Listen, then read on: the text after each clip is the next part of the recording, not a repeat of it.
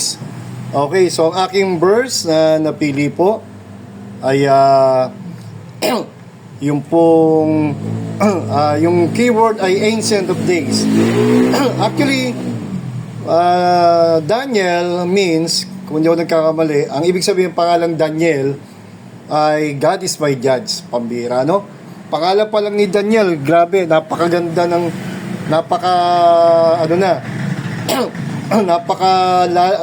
baga may mensahe na agad. God is my judge, kasi totoong totoo.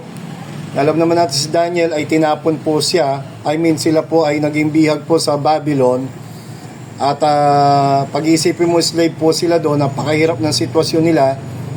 Pero napakabait po ng Panginoon, dahil alam natin, isa po siya sa naging mapalad na tagapayo ni King Nebuchadnezzar, di ba? Sa lugar po ng Babylon, kasama si Shadrach, Meshach, Abednego. At dito po sa kanyang kalagayang sila ay slave, and yet meron silang privilege na masabi natin galing sa Diyos, no? Hindi talaga kay Nebuchadnezzar, ginamit lang ng Diyos si Nebuchadnezzar, kasi ang may plano ay kahit na sinakop ni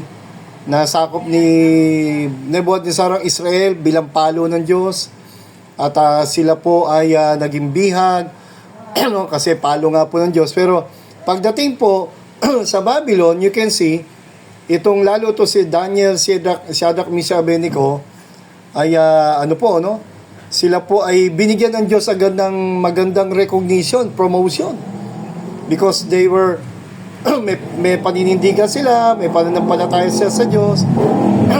In fact, sa chapter 1, di ba, pinapakain nga sila diyan ng mga pagkain ng hari. Kaya sabi ng king, yung mga tagapayo na yan, mga counselors ko na yan, ay dati pakainin nyo yung pagkain ko. Ayoko magutom yan, ayoko manghina, magkasakit yan. Pero sabi ni Daniel, ay hindi bawal sa amin yung baboy, kaya pakainin nyo lang kami ng gulay. Lalo na yung mga parang ampalaya, no? bitter herbs. So you can see the faith, the conviction, at kahit nandun na po si Daniel sa ibang bansa, alam po niya sino siya, sino ang Diyos niya. At nakita natin marami pong pinakitang pangitain about future, vision, panaginip. At isang blessing po ng Diyos kay Daniel dyan, makita natin sa book na ito, ay yung pong tinatawag nating yun nga, bigyan siya ng kakaibang talino ng Diyos. Ng kakaibang talino. Kung maalala niyo yung kwento dyan, di ba? Papapatay na sana yung kasi may napanaginipan dyan si King Nebuchadnezzar At sabi niya, yung panagin yun, takot na takot siya si King Nebuchadnezzar. Pinatawag niya yung mga tagapayo niya, kasama sila yung lahat. Sabi niya sa akin, ano yung panaginip ko? Sabi ni King Nebuchadnezzar, at ano ang ibig sabihin? Walang makapag-explain. So sabi nung isa, yung mga ibang lahi, ibang bansa, sabi niya, mahal na hari, sabihin mo yung panaginip mo at ipapaliwanag namin. Pero sabi ni King Nebuchadnezzar, hindi. I think chapter 4 yata, chapter 5. Sabi niya, hindi. Sabihin niyo sa akin, ano mismo yung panaginipan ko at ano ang ibig sabihin? Sa madaling salita, siyempre parang sabi ni King Nebuchadnezzar, sabihin niya para wag niyo ako lokohin, kasi pag binigyan niyo sa akin yung tamang kung ano yung panaginip ko, tama na agad, nabigay nila, at yung kahulugan ay merong reward. Pero sabi niya, pag hindi niyo naibigay sa akin yung panaginip ko at yung ibig sabihin, patay kayong lahat. Kaya natakot po lahat yung mga nabalitaan niyo ni Daniel. Kaya sabi ni Daniel, bakit galit na galit ka agad, mahal na hari, at bakit napakabilis ng iyong pasya? Sabi niya, bigyan mo lang akong time, mananalangin ako sa aking Diyos at i-explain ko yung panaginip mo, ano yung panaginip. So madaling salita, alam natin kwento na nalangin po si Daniel diyan, kinausap niya ang Diyos, at of course, dahil may tunay siyang Diyos, ay binigay po ng Diyos yung mga sikretong panaginip ni Nebuchadnezzar. At yung napanaginipan ni Nebuchadnezzar ay tungkol sa future, tungkol sa mga future ng kingdom ng Babylon, tapos yung sasakop sa Babylon na tatalo, naging Actually, yung anak niya, si Belteshazzar, pumalit sa kanya. Pero, sinakop din po ng Babylon. Ang Babylon, tinalo ng, kung di ako nagkamali, ay, basta may pumalit ng kaharian. Hindi ko malaman kung Assyrian Empire o yung kay, no? Meron nga sila paniginipan dyan yung mga hayop. Yung isa ay, leon na merong pakpak ng agila. Tapos yung merong, andin din, binanggit din sa chapter 7. Sa ibang chapter 2, meron din binanggit. Tapos meron pong oso. Tapos meron pong, leopard. Na, I think, parang may pakpak din yata. Yung parang gano'n. yung leopard, mabilis. Basta itong mga hayop na ito, symbolical ng kingdom. Ng mga papalit. And then finally, merong isang hayop dyan na mabangis na may 7 ulo ba? Parang gano'n. No? Napakapangit ng hayop. Merong mga pangil. Tapos, ang daming ulo. At basta, yun yung biyabangin dyan. Actually, the kingdom of the Antichrist na yan. Yung papayagan ng Diyos in the future. And then finally, actually, meron pa nga isang rebulto. Bukod doon sa hayop, meron pa isang panaginip dyan. Yung rebulto ni Nebuchadnezzar. Kung hindi ako nagkakamali, ang naging panaginip ni Nebuchadnezzar dyan, yung rebulto niya. No? Yung binigay ng panaginip ng Diyos dyan kay Nebuchadnezzar. No? At yung panaginip na yan ay tungkol doon sa estatwa niya. Kasi nagpagawa siya ng estatwang ginto dyan, tapos sinamba dyan ng lahat ng bansa niya, pati ng mga Hudyo dyan Kaya Shadrach, Meshach, Abednego lang ang hindi sumamba at tinapon niya sa apoy. At iniligtas naman ng ating Panginoong Kristo. So, dito sa book na ito, makikita ko natin yung panaginip ni King Nebuchadnezzar. Yung una ay yung ulo, ginto. Pagdating po sa braso, balikat, hanggang dito sa may gawing tiyan, ay sumunod ay pilak. Tapos pagdating ho sa may tiyan, papunta sa binti, ay bakal. Ay, hindi, tanso. No? Tapos pagdating ho sa, tama ba? O dibdib yata. Basta ginto, pilak, tapos tanso o brass. Tapos sumunod yung paggawing binti, bakal. And then, panghuli, yung paa, gawing paa at binti, bahagi ng legs, bakal at may parang halong lupa. So, madalit salita, yun yung nakita niyang panaginip dyan, yung estatwa niya. And then finally, yung estatwa niya ay meron pong bumagsak na bato mula sa langit. At nadurog yung estatwa, kaya takot na takot dyan si King Nebuchadnezzar. At nangyari nga po doon, ay sabi niya, ano yung sabihin, panaginip ko to? Kaya, alam niyo, yun yung binigay ng Diyos na panaginip kay King Nebuchadnezzar, at sinabi yun ng Diyos sa panalangin kay Daniel, at in-explain ano ibig sabihin nun. So, it talks about future, na may mga kingdom na maghahari, tatalunin si King Nebuchadnezzar, yung anak niya ay mamamatay din, tapos may papalit niya, no? Yung Assyrian Empire, kung yung kamali, tapos Persian Empire, tapos the Grecian Empire, and then the Roman Empire, and then finally, yung pong Antichrist, yung 7 years tribulation period. And then, yung bato na dumurog, ay symbolical yun, pero literally, at iutukoy doon, yung bato kasi, the symbol of the Lord Jesus Christ, the rock. And that, alam natin, ang pansus ay may everlasting kingdom. By the way, when we talk about the kingdom of God, the kingdom of God and the Lord Jesus Christ, because God is eternal, ang kaharian ng Diyos ay walang katapusan. Walang simula, walang katapusan. No? Kaya, makita natin dyan, ang ganda po ng salitang Ancient of Days yan. Sabi ito, the Ancient of Days, 3 beses siyang binanggit dito sa Book of Daniel. Makikita po natin. Saan po yan? Verse 9, verse 13, and verse 22. The title Ancient of Days, found 3 times in this book of Daniel. So, binigay din ng Diyos yung mga wisdom niya kay Daniel. Marami pang bagay. Tapos, pag tinignan niyo ang Book of Revelation, merong mga binanggit sa Daniel, binanggit din sa Revelation. So, it talks about future, it talks about vision, especially the kingdom of God and the Son. So, tanda po natin, the kingdom of God is everlasting. Kumbaga, ang kaharian ng tao may simula, may katapusan. But the kingdom of God is eternal. The kingdom of man is temporal. Wala pa ang mundo, wala pa ang creation ng Diyos sa mundo, andun na ang Creator, andun na ang Diyos Ama, Anak, Espiritu, wala pa ang anghel, may kingdom na siya. May kingdom na siya, buhay na ang Diyos, magkakasama po sila. Kumbaga, He is the God of the past. Kaya nga, siya ay hari na in the past.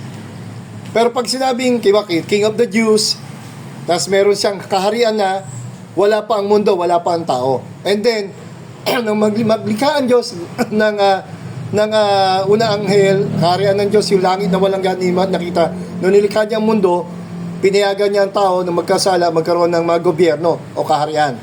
Pero that kingdom of man is temporal. At may mga hari sa lupa, tao, di ba? May mga tao, at may mga tinatawag na lords, o gods, kasi sa Bible, sa Old Testament especially, di ba, sa history, ang mga tao tinatratong lords o gods, o king.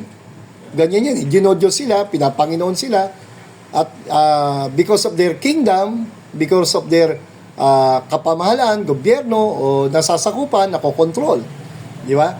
So, kahit ngayon, di ba, katulad ng mga Islam, nation, may mga king sila.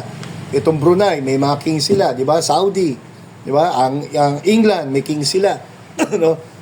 So, but you can see, the kingdom of man, lahat ng kapangyarihan, pati mga presidente, lahat yan ay pahiram ng Diyos. May katapusan, may simula. May kadakilaan ng glory ng tao sa lupa, pero that is temporal. Parang bulaklak, parang halaman, parang dahon na sariwa ngayon, maganda ka ngayon, matalino ka, malakas ka, pero babalik na tayo sa alabok. Kaya maganda po ito because yung babalik sa Book of Revelation, binanggit na kaharian ng Panginoon na itatatag niya sa lupa, ay itiyatawag siyang hari ng mga hari. Panginoon ng mga Panginoon. Diyos ng mga Diyos. So, the kingdom of the Father and the Son is eternal in the past, in the present, kahit hindi sa kilalanin ng tao, pero magkakaroon talaga ng kaharian literal sa lupa do sa Book of Revelation chapter 20, yung millennial kingdom. After ng tribulation period, after ng 7 years tribulation, si Antichrist ka kasi yung papayagan ng Diyos magkaroon ng one world government dito. At kasi nga, nire-reject ng tao si Kristo, pero sa tribulation period, ang Israel, gagamitin ng Diyos yan. Kaya hindi pa tapos ang plano ng Diyos sa Israel. Kaya yung Satan Ancient of Days, makita natin, napakaganda po ng kahulugan to, dahil ang ibig sabihin talaga nito, no, ito po ay tumutukoy sa pangitain ng langit, no, yung personang nakaupo na naglalagablab yung kanyang trono, merong wheels of fire daw dyan, mga symbolical, at the same time, yung puting buhok niya, naalala niya sa chapter 1 ng Revelation, nilalarawan niya si Kristo, his hair and clothing white as snow, binagit niya sa Revelation chapter 1. Flaming throne is a symbolic of judgment. Yung naglalagab na trono, ay nilalarawan nito ang paghatol ng Diyos. Kasi pinapakita dito yung ancient days o yung trono ng Diyos, yung nakaupo dyan, yung Ama o ang Panginoon Jesus, they are the final judge. They are the Supreme Court in heaven. Maraming Supreme Court sa lupa, pero yun nga, sabi nga ni kanina ni preacher, di ba? Maraming pandaraya, maraming injustices, maraming korupsyon, di ba? Pati mga kings, yung mga system ng government. Pero the kingdom of God is perfect, pure, and perpetual. Perfecto, walang kamalian, pure, malinis, walang corruption, and perpetual, eternal. No? Ito, peaceable. Puno-puno talaga ng kapayapaan. Di ba? Hindi katulad ng kapayapaan ng mundo. Talagang para magkaroon ng kapayapaan, kailangan may giyera. Kailangan may matalo. Kailangan may pagpasakop. Kailangan may matalo. At yung natalo, wala siyang magawa, magpapasakop siya.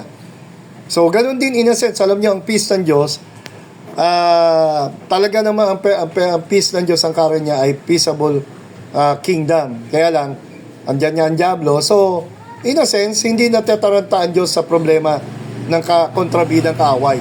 Pero tayo, di ba, ang mga hari, natataranta kasi kaya nga nagpapalakas ang China, papalakas ang Amerika, papalakas tayo, di ba? So, but the kingdom of God, sabi doon sa Revelation, di ba? sa isang yung salita niya, by His powerful words. Dilindol, di ba? Parang gano'n yung Battle of Armageddon doon, yung mga sundalo ni Antichrist, mga mamatay yun, tapos kakainin ng mga buwitre. Kaya, the Ancient of Days, kung nakikita nyo po sa GC natin, yung news ko, the Ancient indicate that God existed before time began. So, bago pa nagsimula yung tinatawag na Day 1, bago pa ang creation ng Diyos, bago pa yung mga buwan taon sa mundong ito, kasaysayan ng tao, ando na po ang Diyos, Ama at Anak. Kaya tinatawag siyang Ancient of Days. Diba? Siya yung kumbaga persona o Diyos sa sinaunang panahon na hindi tumatanda, hindi bumabata. He is the first and the last, just like the word Alpha and Omega. Diba? The beginning and the end. Binanggit sa Isaiah 43:13. So we find that God refers to Himself as existing from the Ancient of Days, literally, days bago pa nga. That means God existed before days were even created. We read in Genesis 1:1 that God created time, days, and nights. So God existed from before the beginning of time. God is often represented as ancient, as He that is from everlasting to everlasting. Binasa natin kayo ng umaga, di ba? Psalm 90 verse 2. Sino ang Diyos? Saan siya galing? From everlasting to everlasting, He is God. So, tayo, may simula, may katapusan ang buhay natin sa lupa. Pero ang kaluluwa, wala nang katapusan. In a sense, no? May eternity tayo pupunta sa piyeng Diyos o sa impyerno kung hindi po ligtas. Pero ang Diyos ay walang simula, walang katapusan. That means everlasting, His life. The first and the last. Kaya Daniel 7 talks about, in the kabuuan ng book of Daniel, not only prophecy about the future, it talks about paghahari ng Diyos, paghahari ng ating Panginoon Kristo, and He is the final judge. He is the judge. A similar description in Revelation. Christ is described as having snow white hair and blazing eyes in Revelation chapter 1. Yung nakaupo rin, the Lamb of God, di ba? The Lion of the tribe of Judah. God the Son is depicted, the Lord Jesus, nilalarawan po siya na may kapangyarihang umatol sa church, magbibigay sa reward sa atin, sa langit, niya pag-uusapan kasalanan, sa biyaya tayo naligtas, sa biyaya tayo naglilingkod, kaya wala tayong pwedeng ipagyabang. Wala tayong, kumbaga ako, inaamin ko, no? Tutusin, dapat wala tayong ikatamad, wala tayong dapat dahilan para hindi maging faithful, hindi tayo maging tamad, hindi tayo maging matyaga, maging masikap, maging masunurin, kasi pambira, sabi nga ni preacher kayo na, di ba? Nasa panig tayo ng Diyos Baga, nasa panalo tayong pwesto walang katalo-talo. Di ba? At dahil lang po yan sa biyaya ng Diyos, wala tayong ipagyayabang. Naligtas sa awa, naglilingkod sa awa. Kung bigyan man tayo ng reward pa sa langit, bonus na lang sa akin yun. Hindi ko na nga masyadong focus yun Kasi yun lang, naligtas ka, tas dapat lang talaga tayong maglingkod Sa dami ng mga taong mapapahamak, sino tayo para maligtas? At kasama tayo sa mga sabi nga tagapagmana. Inampon, di ba? At maghahari, walang hanggan. So, Ancient of Days is described as having, in judging Israel, judging the church, and judging the world, the unsaved. Even Satan, no? Alam po natin, ay ihahagis po una yung the beast and the false prophet, the Antichrist and the false prophet, the leader of one world religion. And then finally, si Satan. Together, kasama po ng kanyang mga nag-reject kay Kristo. So, Revelation 1-3 complete the clarity of the reality that, yun yan, no? And finally, the title Ancient of Days, yun nga, 3 beses natin makita sa Daniel. Tumutukoy ito na si Jesus ang judge at meron siyang hatol, no, will be part of the end times events sa future. Ancient of Days refers to God the Father. Sometimes God the Father na nakaupo sa kanyang trono, and wala namang problema. Actually, binigay na rin ng Ama, all powers given unto Him in heaven and earth. In John chapter 5, binigay na nga po sa kanya yung trono ng paghatol Siya ang bumubuhay. Di ba? Yun yung didiscuss ko dyan in John chapter 5 Kaya lang, ang dami po nagsasalimbayan ng katotohanan tungkol kay Kristo na ang ganda pag talaga naintindihan natin. No? Son of Man, ang ibig sabihin ng Son of Man, no, sa buwaplo kasi si Kristo Son of Man. Kasi nga, literal po siya, nagkatawang tao. Siya ay anak ng tao, anak ni Maria, pinagbuntis.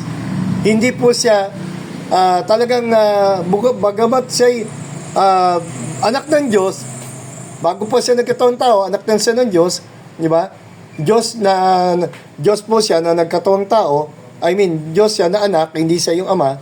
Pero nung magkatawang tao siya, nagkaroon siyang title Son of Man. Kasi literal po siya, 100% God and 100% man. Kaya makita natin, pambira, no? Sa Daniel, tinatawag din siya Son of Man. Tinatawag din siya Ancient of Days. Tinatawag din siya Son of God. So, ang daming makikita natin dito ng mga titles and symbols of Christ in the book of Daniel pala. So, the Son of Man, so we see Him on His throne, Jesus, as the Son of Man approaches the throne on clouds. God is triune God, meaning three persons in one and at different times. Ancient of Days refers to Jesus Christ, at the other times to God the Father. But in the prophetic sense, in the future, it clearly refers to Jesus, the Ancient of Days, returning to pronounce judgment on the world. So, yan po ang kabuuan po ng Ancient of Days. Talagang, kumbaga, siya yung from everlasting to everlasting, the God of Israel, the God of Moses, the God of Abraham. No, makita natin, ang walang hanggang Diyos. Yung Ancient Days wala na yan yung Diyos na parang lumalabas, Diyos na hindi tumatanda, at Diyos na hindi bumabata. No? Diyos ng walang hanggan. O siya yung walang hanggang Diyos. No, Diyos na walang simula at katapusan. So, hindi katulad natin, tayo tumatanda, di ba? Kasi ang nakadepende yung buhay natin sa lupa, may limitasyon, di ba? Dati, 900 plus, naging 120 na lang after the flood. Tapos, sabi ng Psalms ay 4 score na lang, di ba? Mapalad na lang tayo, umabot pa tayong 70-80 na malakas pa. Pero ang importante po, yun nga, yung sabi ng mga verse sa pinili nyo, napakapalad natin sapagkat kasama tayo maghahari kasama ni Kristo. Pambira, ano pa ang dahilan natin para hindi maglingkod, hindi maging matapat, hindi maging masunurin, no, hindi natin ibigay yung dapat natin ibigay, pera man yan, oras man yan, lakas man yan, no? Kaya nga, let's encourage sa ating mga brothers, sa ating mga tatay, kasi minsan nakakalungkot, diba? Nakapokus lang sila sa lupa, nakapokus lang sa trabaho, diba? Nakapokus lang sa pagpapayaman sa lupa. Wag naman sana, di ba? Isang lindol, isang gera, isang bomba nuklear. Di ba? Ubos, lahat yan. Heaven and earth shall pass away, but the words of the Lord Jesus Christ does not pass away, di ba? Di ba? Sabi nga, love not this world, neither the things that are in the world. The lust of the flesh, the lust of the eyes, and the pride of life, these are temporal. Ang gumagawa lang daw ng kalooban ng Diyos, yun yung walang hanggan. So, dito ko po tapusin at napakahaba, pero sinamantala ko lang kasi nakarecord na rin lang. Ancient of Days. Napakaganda po to, napakalalim na katotohanan sino si Kristo.